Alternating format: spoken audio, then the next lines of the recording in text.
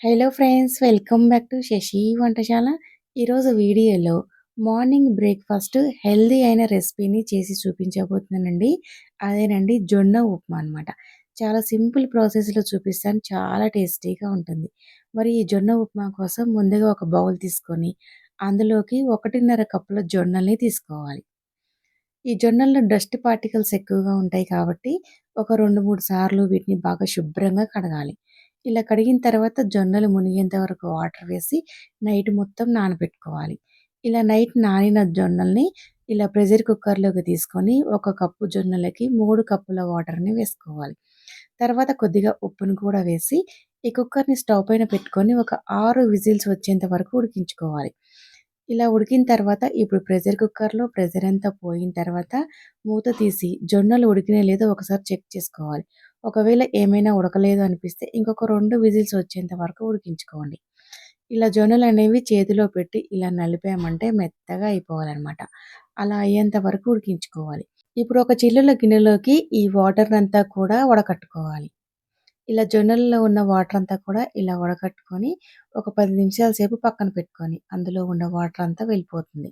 తర్వాత స్టవ్ పైన ప్యాన్ పెట్టుకొని అందులోకి 2 టేబుల్ స్పూన్స్ ఆయిల్ వేసుకోవాలి. ఆయిల్ కాస్త వేడైన తర్వాత 1 టీ స్పూన్ ఆవాలు, 1 టీ స్పూన్ జీలకర్ర, 1 టీ స్పూన్ శనగపప్పు వేసి వీటిని కాస్త ఫ్రై చేసుకోవాలి. తర్వాత ఒక 3 పచ్చిమిర్చిని చిన్న ముక్కలా కట్ చేసుకొని వేసుకోవాలి. 2 టేబుల్ స్పూన్స్ పల్లీలు కూడా వేసుకొని వీటిని ఫ్రై చేసుకోవాలి.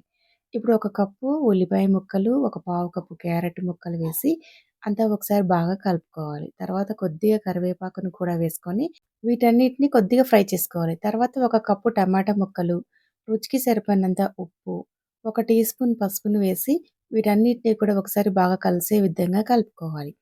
ఇప్పుడు మూత పెట్టి టమాటా ముక్కలు, క్యారెట్ ముక్కలు 2 కూడా కొంచెం సాఫ్ట్‌గా ఉడికేంత వరకు ఉడికించుకోవాలి. ఇలా ఇవన్నీ కూడా బాగా ఉడికిన తర్వాత ఇందులోకి మనం ముందుగా ఉడికించుకొని పెట్టుకున్న జొన్నల్ని వేసుకోవాలి.